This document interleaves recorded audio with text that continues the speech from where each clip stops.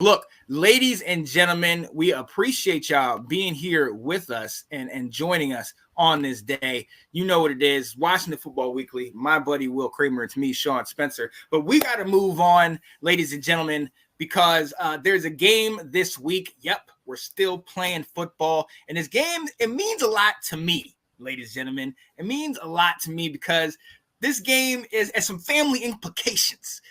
Me and my brother, we kind of go back and forth on this one. For several years, his team was decent and good. And then he gave us his whole team, the Ron Rivera's and all that. They all came to us, and we got Luvu, we got Chin and all that. So I thank you for that, brother. But we got to bring him on. For those of you who don't know, my guy, diehard Carolina Panthers fan, Jared Spencer. What up, Jared? What's up, yo? How you doing? How's it going, man? How's it going? Y'all hear me? Can y'all hear me? Oh yeah. We can hear you. Yeah. The Panthers aren't muted this year. You're good. Hilarious. So what's up, man? What's up? I mean, look, I'm not making fun. I'm not poking fun. But no, you know what?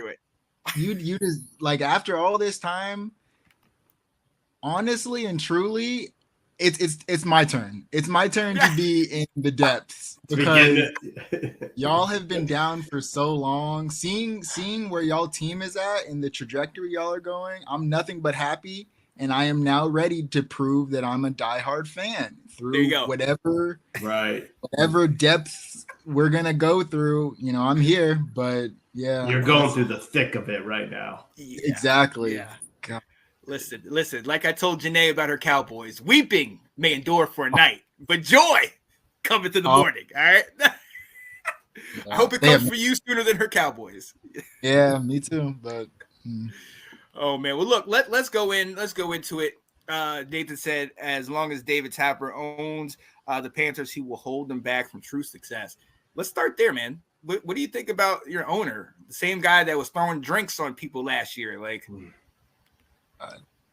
Here's the thing about David Tepper. I mean, well, number one, when you have all the money in the world and you're like, I think he's like one of the richest men in the world, or if not, at least America for sure.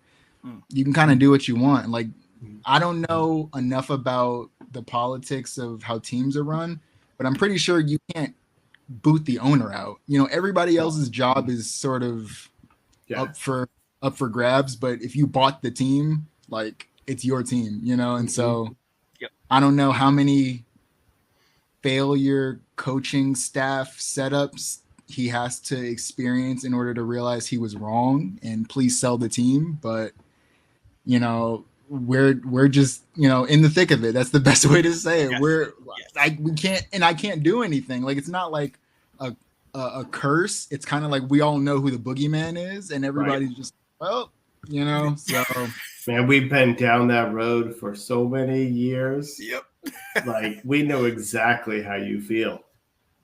Yeah, it's been rough. Dan Snyder just left us, so we still have that ick on us as well, brother. So like you said, you know, losing is not going to get you kicked out of the league. If anything, those 31 other owners are like, well, you suck, so we know we're going to win against you, so stay there. You know what I mean? You know, it's crazy. It's funny how Carolina, I mean, I think I saw like a thing. It was like 9 years ago. What is it, 2024? 9 years ago, we were like in the Super Bowl. And so going from that to the depth right now, it's gotten to the point where it's like, it's almost like a bye week. Like, oh, Carolina's up? All right. Like, we got a free win. And I didn't want to say that. I never expected it to be like that. Like, it's actually kind of incredible. So, You kind of hit rock bottom here recently. If you fire a coach after 1 year, you know, then and you draft a quarterback who doesn't look like he's making it, you know, that's kind of hitting rock bottom. Yeah. I mean, the worst part is, so not only do we sell our entire team, but the worst part is like, there's still sort of, it's one of those situations where it's like, okay, we draft Bryce Young, and then he didn't pan out as well as CJ did. And now everybody's pointing fingers. It's like, well, no, you said you wanted him. No, you said you wanted him. And so, but it's just a whole bunch of, since he's not doing as well as people had hoped, everybody's pointing the fingers as to like who really wanted him. And the overall consensus seems to be Tepper, but obviously Tepper's not going to say, yeah, it was me. I wanted him after what CJ did. But we think, I mean, at this point, we're just going to assume everything, you know, if our stadium has like a leak, it's Tepper. And any little problem, it's just Tepper. It doesn't even matter how realistic or unrealistic it is. So we're just going to blame him for everything. But yeah, it's just morale's not good. That works.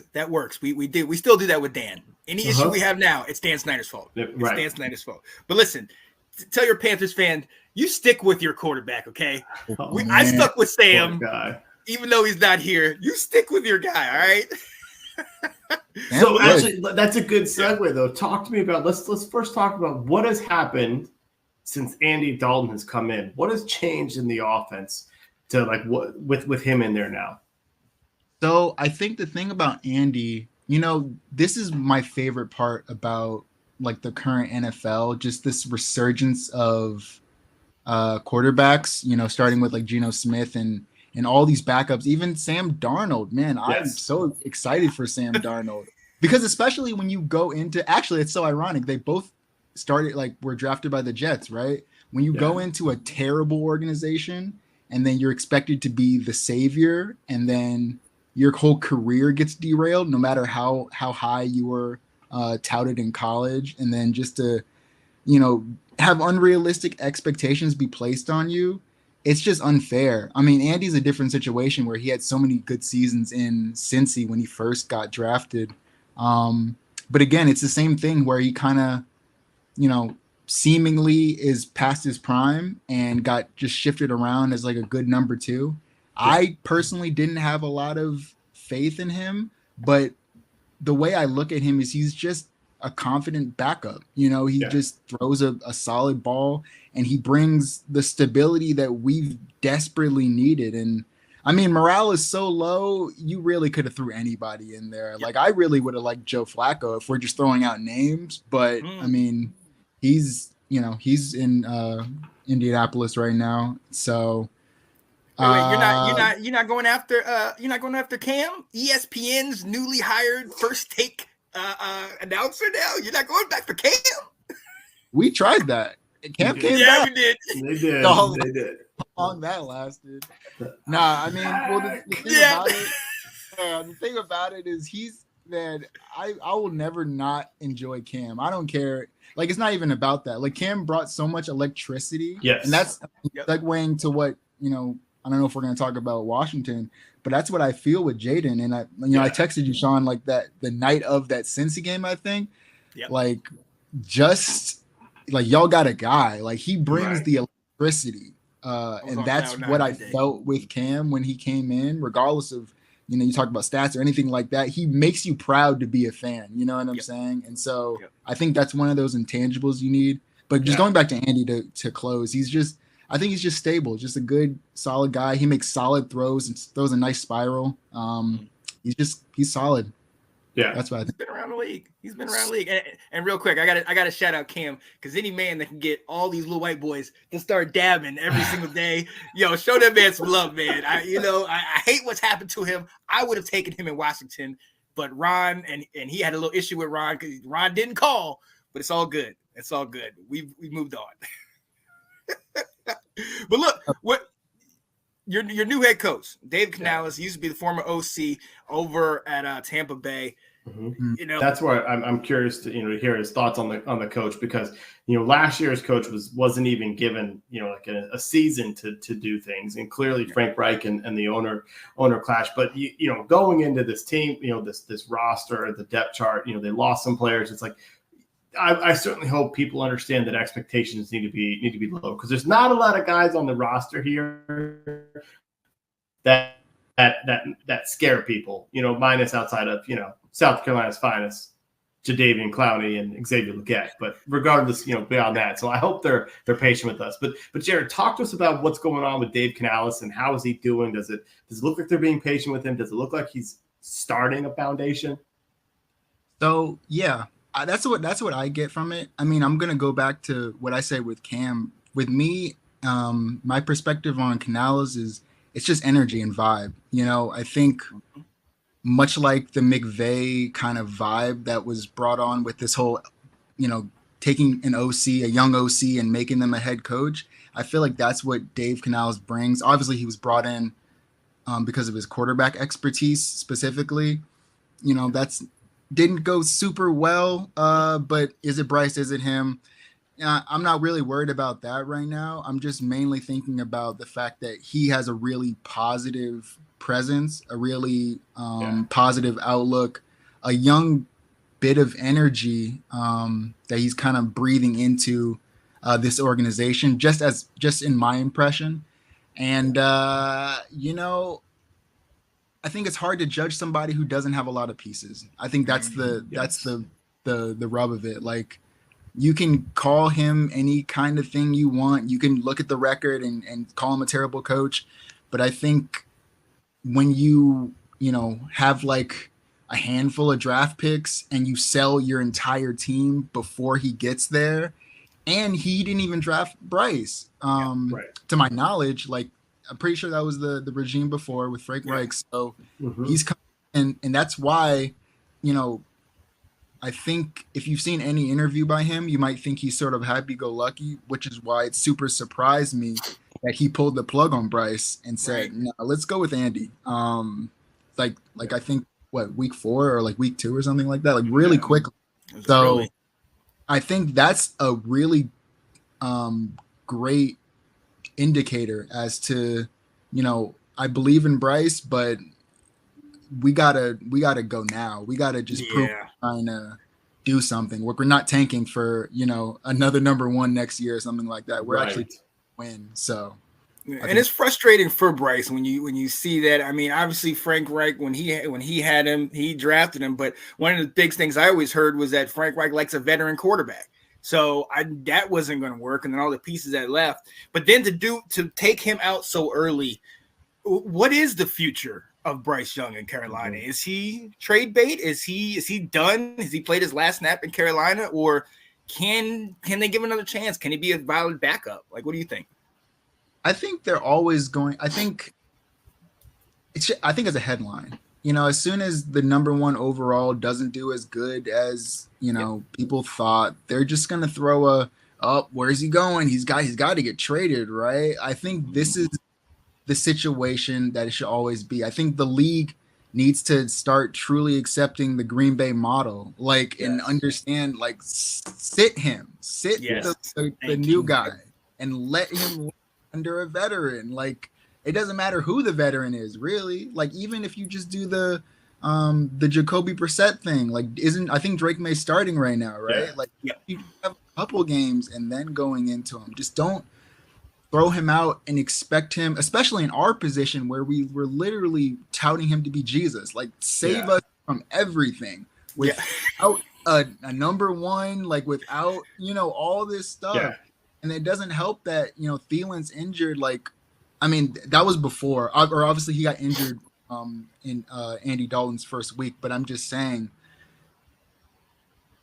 even with a great set of receivers, I think he would still struggle. But if you have a mix of average receivers, new rookie receivers, and some receivers that are arguably past their prime, it doesn't make it better for him. I think he really just needs to sit and truly watch from the sidelines. And I think, his performance kind of proved that it's not always going to go perfectly like it did for CJ.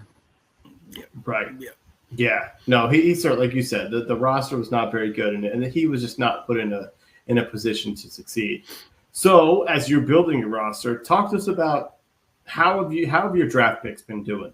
Are they getting playing time? Are they showing that they've got something there? I'm going to want to hear about the wide receiver. Yeah. I don't know if you know, he's a South Carolina guy. So he absolutely loves your guy. What's his name? Xavier Leggett, man. I just know everything about it. I love that guy. That's my guy, man. So I think all in all, if we're talking about, it kind of just goes back to what we were talking about. I feel like nobody can save a team. To be honest, I expected Leggett to do a lot more, but as he's gotten more comfortable, especially this last week, he had a touchdown. I I think it's just getting to the point where, he's a big body guy, so you can kind of just throw it up, and he's gonna make an athletic move and kind of moss over somebody.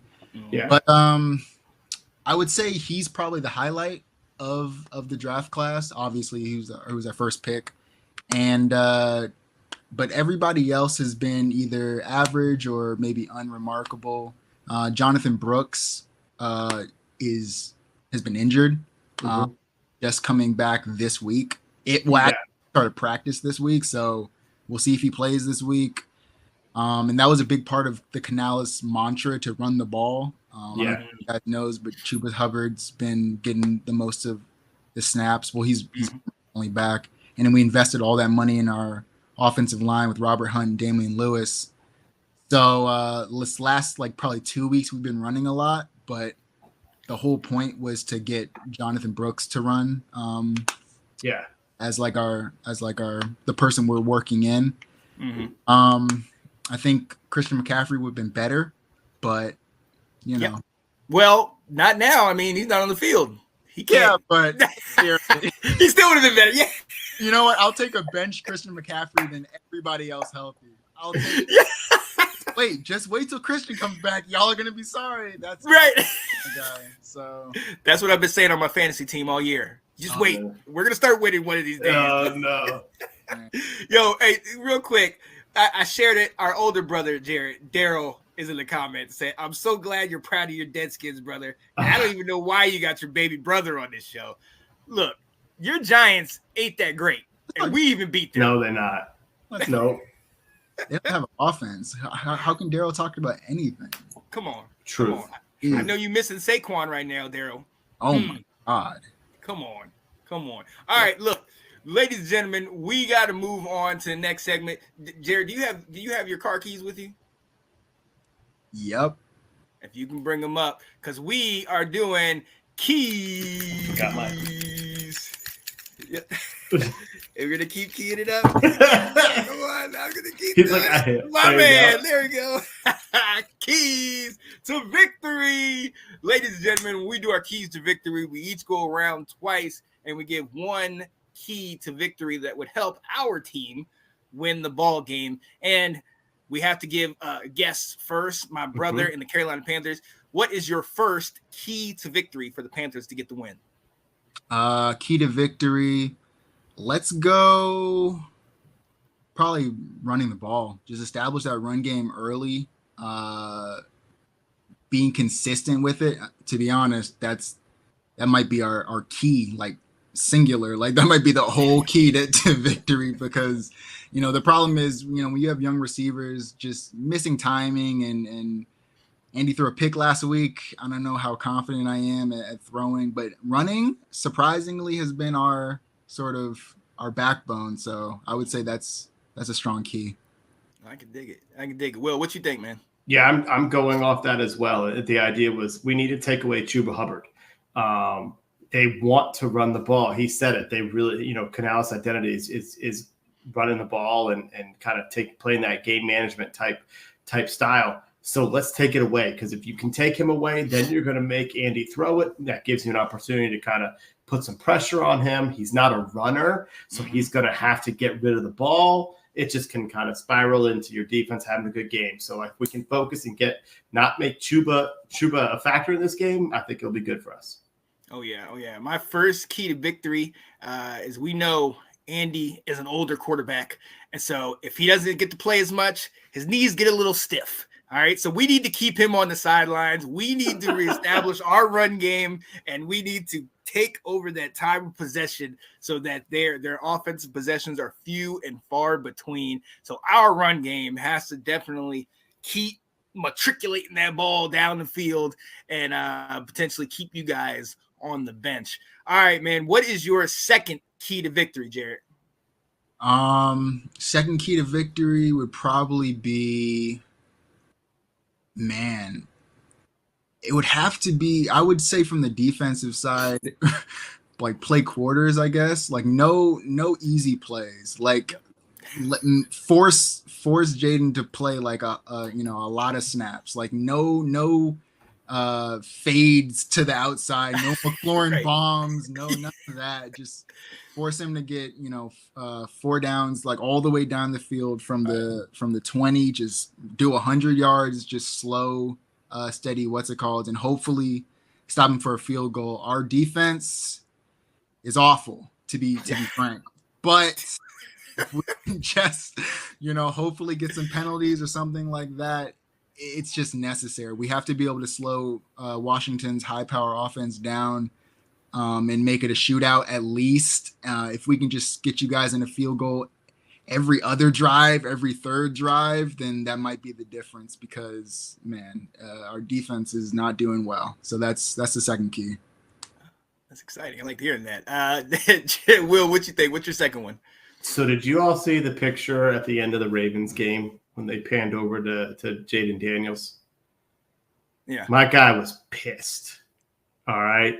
So my key is going to be start hot and end the game. Yep. Come out firing and just, this is what they all call about a trap game. You got a team that's 1-5, but Washington's coming off a loss. And if they can come out early and put some points up on the board, they can kind of basically take over and say, it's not happening today. We're rebounding today. Mm-hmm. Yeah. Now, and my last key to victory is special teams. It's our return game. We need to start the ball on the plus side of the 40. So either our 40 through to the 50 or even in their side of the field.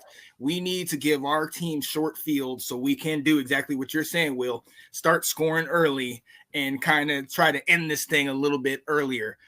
We definitely do not want the Panthers to stick around, partially because we have that matchup, number one rookie quarterback versus number 2 rookie quarterback, first and second pick the following week against the Bears, which just got flexed to the 425 game. So there's a lot of attention, which rookie's better, yada, yada. So in this one, we got to try to end this one quickly. And I think the best way to do that is have that complementary football with our special teams. Punt, get you guys deep in your territory to start drives, have you go the whole length of the field. And then for us, the keyist or Eckler has to give us good returns. So we're starting, in the 40, 45, 50 and into y'all's territory to begin with. Yeah. So we'll see with that. All right, let's do this. And this is not a joke. We want to see what the score is going to be. Jared, what you think, man? I'll put it like this. So I recently stumbled upon a stat that said Carolina's on track for the most points allowed in NFL history in a season, which is so just talk about the thick of it. Like we're in the right now. I'm gonna go 40-20. I know we're gonna score. I believe in Dalton, but I don't think we're gonna be able to stop it enough. I don't know how this show usually goes. I'm optimistic, but I'm really there you go. Be 40-20, something like that. You're gonna double our score. Oh, yeah. I don't think I'm that far off. Will, what you think, man? Yeah, I'm feeling pretty good about it, hearing him talk about how bad the defense is for Carolina. So I'm gonna go 27-13 Washington. Ooh, I like that. Look, seeing as we put up 42 on Arizona, I'm going 41-17. I'm saying maybe it's 24-17 at the half, and then we just blow up and just take over. But one thing I will say to you, and that same thing I said to Janae, is that the race is not given to the swift, nor the battle to the strong. And sometimes it's not going to be given to you because you guys don't look that great this year. I'm sorry, man. Oh, God. I got to say this, Jared. I have tried for several years to get you to come and don that burgundy and that gold. That invitation is still there, brother. Yeah, we're on the upswing. Oh, my God. If there was ever a time, it's definitely now, but can't do it. It's time for me to we'll allow you to be a co-fan. You could be a half and half. Co-fan? Yeah. Come on, man. Oh, God. Nope. But hey, That's why I love you, because you just like me. We're gonna ride when this ship is high, but we're gonna sink with the damn thing when it goes down, man. That's how we were raised up, man. That's what it is. Jared, my guy, I appreciate you being able to come on here, talk your Panthers. I gotta say, man, not a lot of guys would do this. I mean, I know the cloth that you and I are cut from, but still, it's been a rough season, man. Yeah, man, it's only going to get worse, to be honest. So I might as well show my face now while I have some bright. I still enjoy watching the Panthers play, man, and I'm honestly really excited for this because I started being a fan in 2008, and so we've been on pretty steady upswing, and then we knocked out the park during the Cam Newton era, but I've never really had a terrible season. A lot of subpar 7-9 kind of seasons. But this is the first time that we are the Detroit Lions of old. Yeah. Yeah. Woo, I feel for you, bro. I do. But look, man, we're going to go ahead and let you go. Jared, I appreciate you, my guy. Give Mom a hug. Tell her happy birthday for me, man. Yes. We shouted her out at the beginning of the show. And I will be there this weekend, so we're going to be watching this game. All right. Hopefully in the same room. All right, if we can do that. All right, man. We'll let you go, man. All right. See y'all. Thank you. Yeah, buddy. Yo, shout out to my brother, Jared Spencer, coming on here. Lifelong, diehard Carolina Panthers fan. And look, our family's like that. We are gonna we're gonna ride it until the wheels fall off. I mean, hey, we'll see. Does Bryce Young become a starter again? Maybe not this year. I don't think. I think he will. I think they'll go back to him. You think? Yeah. I do. I mean, we'll see.